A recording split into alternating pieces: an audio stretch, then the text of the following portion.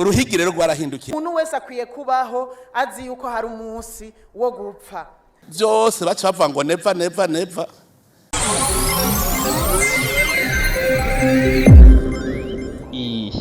Okay, iyi ni Burundi News TV. Wawurinde nakumenye sangwa kazi inshuti banywanyi bacu, turasubiye kuba mwiriwe canke mwaramutse bivanye naho muherereye kuri mwe mwese mwumviriza ibiganiro byacu muherereye irya nino ku migabane y'amakungu ya kure, abatwumviriza muherereye irya nino mu karere k'ibiyaga binini, eka namwe mwese mwumviriza ibiganiro byacu muherereye irya nino ngaha mu gihugu cacu c'u Burundi. Turi niteka n'umunezero ntangere wo gusubira kubakengurukira no kubaha kaze mu makuru yacu y'uno munsi kwigenekerezo rya 2026 munyonyi umwaka w'2024.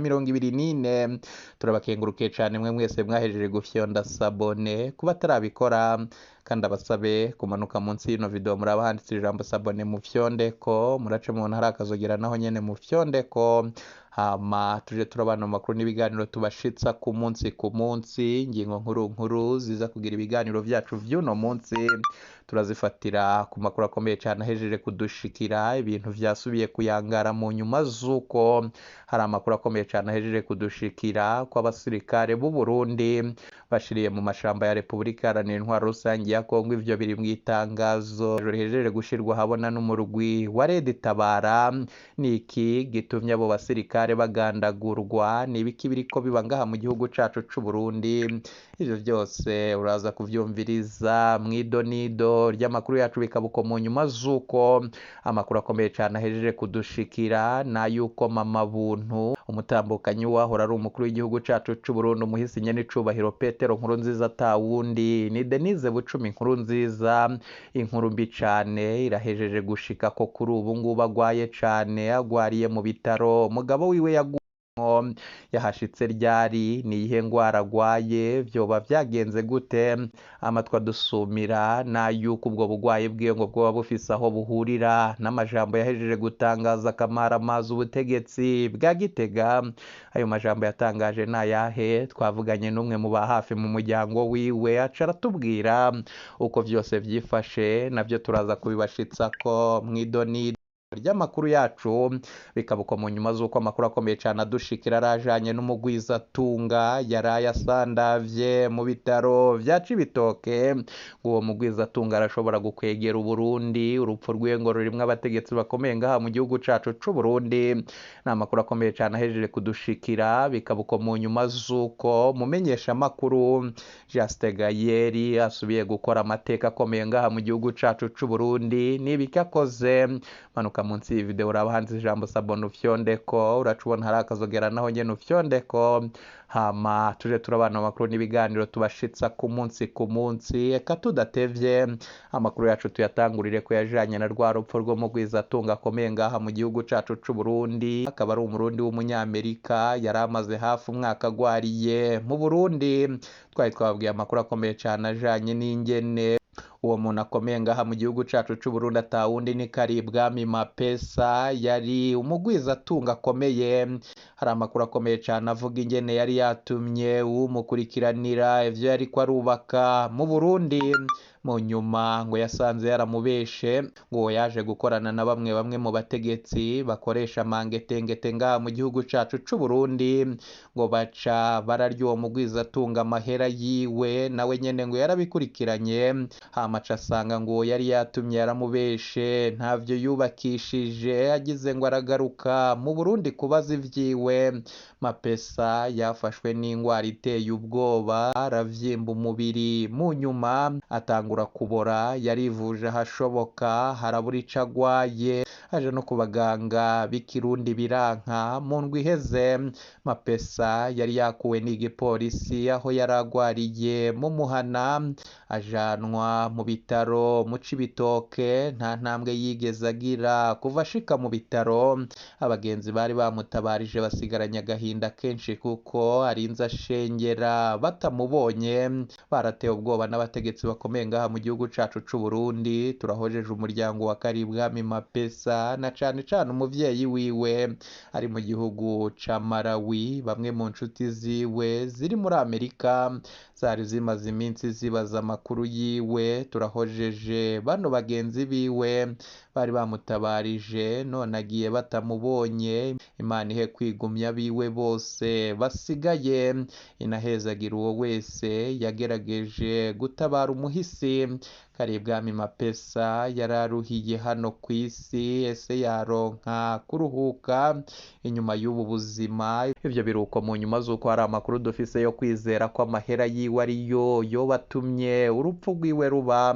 Ni amahera bivugwa ko yariwe na bamwe mu bategetsi bakomeye ngaha mu gihugu cacu c'u Burundi, bikabuko mu nyuma z'uko mw'itangazo ryahejeje gushirwa habona n'umurwi Red Tabara rivuga ko uwo murwi wagandaguye abasirikare b'u Burundi batari bakeyi. Ni mu nyuma z'uko ibitigiri biriko biramenyekana kuri ubu bivuga yuko abasoda 9 nyene bagandaguwe na Red Tabara.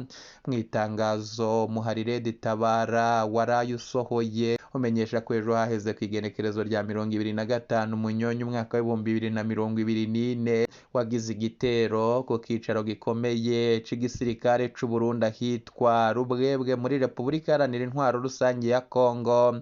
Red Tabara ikavuga ko yishe intwazangabo 9 z'u Burundi. Umukuru w'ingabo zakorera aho hantu n'icegera ciwe. Red Tabara yemeza kandi ko yafashe ibirwanisho bitari bikeyi, yanashize ahabona amafoto ya bimwe muri ivyo birwanisho. Uwo mugurwana wa Red Tabara kandi ukavuga kandi ko wagiye utwaye amabanga atari makeyi w'igisirikare c'u Burundi FDNB.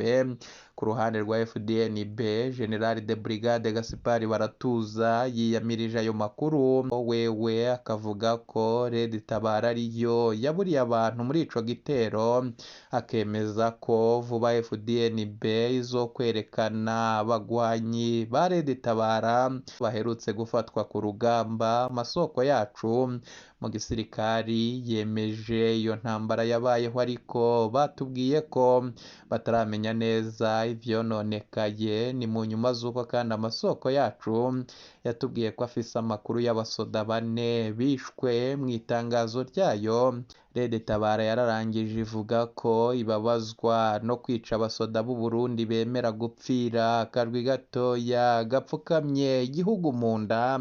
Amakuru akomeye cyane dufise na yuko igisirikare c'u Burundi gifise batayo zishika kuri 2 muri Sud Kivu. Izo ngo zikaba zaragiye guhiga Red Tabara na FNL ya Nzabampema. FDNB irafise kandi batayo zishika ku 10 muri Nord Kivu zagiye kugwana n'umugurwana wa M23 ku ntango za 2023. Reveriyano Ndikuriyo yari yatangaje ko Red Tabara bayitujije itakibaho mu mpera za 2023. Perezida Ndayishimiye nawe yatangaje ko Red Tabara ariyo yakoze ibitero mu Gatumba no muri komine Gihanga. Bikabuko mu nyuma z'uko amakuru yacu yatambutse twari twabwiye ibijanye n'amagara y'uwahora ari umushikiranganje wa mbere ngaha mu gihugu cacu c'u Burundi, atawundi ni General de Police Guillaume Bunyoni. Umunsi ku munsi turaja tubabwira uko vyifashe aho agwariye mu bitaro vya Kira Hospital, nibijanye nuko yari yagize kirize iva ku ngwara yiwe y'igisukari bivanye nuko yari amaze indwi irenga kubagurwa, eka atanaronswa n'indya zihagije. Ivyo vyatumye agira kirize aca yirukankanwa mu bitaro vya Kira Hospital.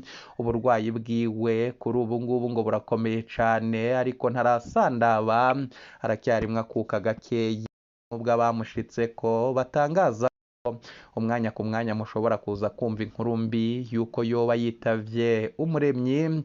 Bikabuko kandi mu nyuma z'uko bamwe banavuga ko ashobora gukira agataha. Bamwe mu baryango biwe twagerageje kurondera kugira bagira ico badutangarije ku burwayi bw'uwabo, ntaco barishura ku bibazo vyacu. Nibaza kugira ico badutangarije turabibashitsa ko mu makuru yacu aza. Bikabuko mu nyuma z'uko twababwiye amakuru akomeye cyane y'amateka ahejeje gukorwa n'umumenyeshamakuru Juste Gayeri asanzwe akora kw'insamirizi ya Buja FM, akaba kandi akorera ku rubuga hwaniro rwa YouTube rwitwa Umukubito. Aheruka gukorana ikiganiro n'umutambukanyi w'umukuru w'igihugu c'u Burundi Angeline Ndayishimiye Ndayubaha, rikaba ari iteka ridasanzwe kubona umuvyeyi w'u Burundi ashobora gutanga ikiganiro ku rubuga ngurukana bumenyi rwa YouTube. Tubibutse ko kandi Justin Gayere nyene yaheruka guterwa iteka no gukorana ikiganiro na Sebarundi umukuru w'igihugu c'u Burundi nyene icubahiro General Major Evariste Ndayishimiye. Bikaba ari ibintu vy'imboneka rimwe bikunze kuboneka mu bihugu vyinshi. Bamwe bavuga ko Justin Gayere yoba afise aho ahurira n'umukuru w'igihugu eka n'umutambukanyi w'umukuru w'igihugu, na cane cane ko bitoroshe kugira ube wakoresha ikiganiro umukuru w'igihugu n'umutambukanyi wiwe ku rubuga ngurukana bumenyi rwa YouTube irya nino hoba kwiseka na ngaha ku rubuga ngurukana bumenyi rwa YouTube. Ni ibintu bitoroshe. Uyu mumenyesha kuru arabandanya kwandika amateka akomeye ngaha mu gihugu c'u Burundi. Biruko kandi mu nyuma z'uko twababwiye amakuru akomeye cane ajanye n'amagara y'umutambukanyi wahora ari umukuru w'igihugu ngaha mu gihugu cacu c'u Burundi, umuhisi nyene icubahiro Petero Nkurunziza tawundi ni Denise Bucumi Nkurunziza. Turahejeje gushikirwa n'amakuru akomeye cane kandi ateye ubwoba ko kuri ubu mama buntu Denise Bucumi Nkurunziza amerewe nabi cane. Ni mu nyuma z'uko hari batanguye guhuza uburwayi bwiwe n'amajambo yatangaje ku ntwaro ya Gitega yagize inkurikizi zitari nkeyi mu bijanye no gucafuza ubutegetsi bw'umukuru w'igihugu nyene icubahiro General Major Evariste Ndayishimiye. We yarahejeje igihe kitari gitoyi kandi ashira habona ubuvugishwa butari bwiza ku butegetsi. Bamwe bakavuga ko iyo nkuru y'uburwayi bwiwe ihejeje gushika navyo yoba ifise aho ihurira n'ayo makuru. Ivyo kandi yoba ifise aho ihurira n'ayo makuru mu kiganiro umwe mu baryango biwe yahaye umumenyesha makuru wacu. Yemeje amakuru avuga ko Denise Bucumi Nkurunziza yashikijwe ku ivuriro Natwe Turashoboye Karusi, aho umutambukanyi wiwe yasandabiye ku munsi w'ejo mw'ijoro. Ni mu nyuma z'uko ngo yari yafashwe n'uburwayi bukomeye cane gushika ubu butaramenyekana. Bamwe bakaba bavuga ko mu masaha aza ashobora kujanwa kuvurizwa hanze y'igihugu, na cane cane ko ngo Denise Bucumi Nkurunziza kenshi yafashwe n'uburwayi acajanwa muri Kenya. Hari amakuru tukirondera kumuca avuga ko Denise Bucumi Nkurunziza yoba yatanguye gushaka impapuro zimujana kuvurirwa muri Kenya. Hari kandi abahuza uburwayi bwiwe n'ubwahora bumufata, na cane cane ko n'umutambukanyi wiwe yasandavye ubwo yari mu gihugu ca Kenya aho yari ariko arivuza indwara. Gushika bitaramenyekana, amakuru akomeye cane adushikira n'ayuko Denise Bucumi Nkurunziza ngo yafashwe n'uburwayi ndetse ngo amagara yiwe ntiyifashe neza. Hari amakuru twahawe n'umwe mu baganga bakorera ku iryo vuriro atubwira ko kuva bakwakira Denise Bucumi Nkurunziza ngo gushika ubu ntaco ariko aravuga, eka ngo biraboneka ko aremvye cane. Se Denise Bucumi Nkurunziza yoba agiye gusandaba nk'uko vyashikiye umutambukanyi we bivuga ko yahawe ishano. Ese iryo shano riri mu bategetsi ngaha mu gihugu cacu c'u Burundi biri no mu vyagirijwe Bunyoni, ko Bunyoni ari mw'ibohero. Ninde yoba yazanye ayo mangetengete? Mu vy'ukuri vyavuzwe ko ariyo yahitanye wahora arongoye iki gihugu cacu c'u Burundi umuhisi nyene icubahiro Petero Nkurunziza. Biraboneka ko hari abategetsi boba bakoresha mangetengete mu kugandagura bo batipfuza. Turasavye Imana musumba vyose kugira ico ikora ku magara y'uyu mutamakazi. Mama Burundi aracakenewe ngaha mu gihugu cacu c'u Burundi, na cane cane ko hari ababwiriza mw'ishengero ryiwe rya Eglise di Roche. Twarababwiye ibibazo iri shengero rifisanye n'ubutegetsi bwa Gitega, aho vyakunze kuvugwa ko rishobora gupfungwa. Ni mu nyuma z'uko ngo Denise Bucumi Nkurunziza tashimye ko, ni mu nyuma z'uko ngo Denise Bucumi Nkurunziza tacagenera abategetsi kuvyinjizwa n'iri shengero. Ivyo kandi bikabandanya gukwega indyane hagati mu bategetsi eka no mu muryango w'umuhisi nyene icubahiro Petero Nkurunziza. Mu vy'ukuri vyagaragaye ko yagandaguwe n'abo bahoze bakorana.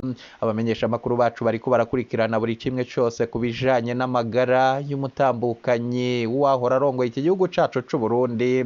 Ibizagenda bidushikira tuzabibashitsa ko mu makuru yacu aza. Katubakengurukire inshuti banywanyi twabanye mu ibiganiro vy'uno munsi.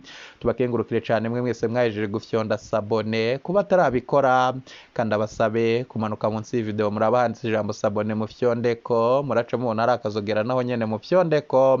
Hama tuje turabana mu makuru n'ibiganiro tubashitsa ku munsi ntimuje kure. Ibiganiro vyacu nakagaruka. Iyi ni Burundi News TV.